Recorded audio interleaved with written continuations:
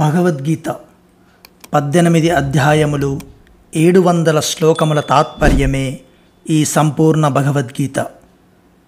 భగవద్గీత 3వ అధ్యాయం కర్మయోగం. తత్వవిత్తు మహాబాహో గుణకర్మ విభాగయోః గుణాగుణేషు వర్తంత ఇతి మత్వా న సజ్జతే. కానీ ఓ మహాబాహు అర్జున, గుణ విభాగ తత్వమును కర్మ విభాగ తత్వమును తెలుసుకున్న జ్ఞానయోగి గుణములే గుణములయందు ప్రవర్తిల్లుచున్నవని భావించి వాటి యందు ఆసక్తుడు కాడు. తు అను అవ్యయ ప్రయోగము యొక్క వైశిష్టమేమి?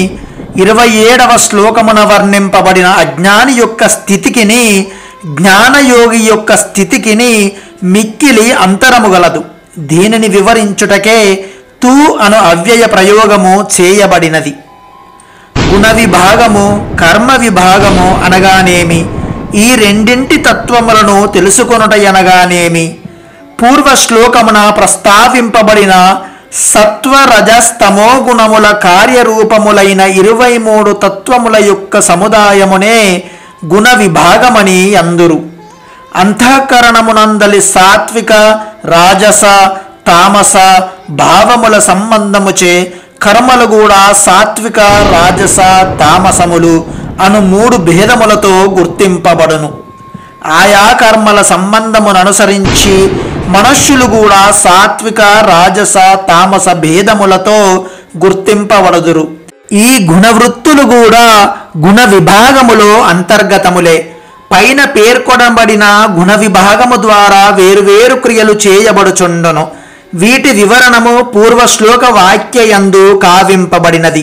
ఈ క్రియలయందు కర్తృత్వాభిమానము ఆసక్తి ఉండుటచే మనష్యుడు బంధములలో చిక్కుకొనును.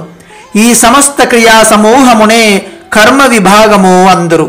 ఈ గుణకర్మ విభాగములన్నీయును ప్రకృతి యొక్క విస్తృతి రూపములే కనుక ఇవి అన్నియును జడములు, క్షణికములు, నశ్వరములు, వికారశీలములు, మాయామయములు, స్వప్న సదృశములై లేకున్నను ప్రతీతమగును. ఈ గుణకర్మ విభాగముల కంటే సర్వదా వేరైనదగు ఆత్మకు వీటితో ఏమాత్రమూ సంబంధము లేదు.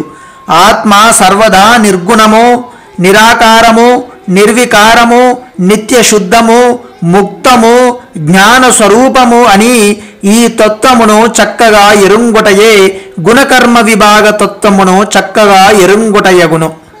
గుణకర్మ విభాగ తత్వముల నిరంగిన జ్ఞాని యోగి సమస్త గుణములే గుణములయందు వర్ధిల్లుచున్నవని తెలుసుకొని వాటి యందు ఆసక్తుడు కాడు అను ఈ వాక్యముల అంతరార్థమేమి?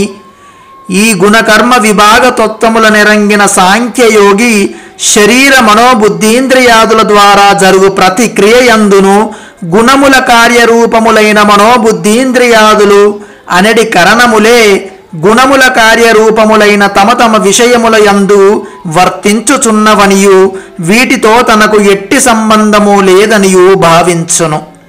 అందువలన అతడు ఏ కర్మమునందును లేక కర్మఫలరూప భోగమునందును ఆసక్తుడు కాడు. అనగా ఏ కర్మతో గాని దాని ఫలముతో గాని తనకు ఏ విధమైన సంబంధము ఉన్నట్లు భావింపడు. అవి అన్నియును అనిత్యములు, జడములు, వికారశీలములు, నశ్వరములనియు తాను సదా నిత్యుడు, శుద్ధుడు, బుద్ధుడు, నిర్వికారుడు, అకర్త, అసంగుడు అనియు భావించును. 5వ అధ్యాయమునందలి 8, 9 శ్లోకములలోను 14వ అధ్యాయమునందలి 19వ శ్లోకమునందున ఈ విషయమే తెలుపబడినది.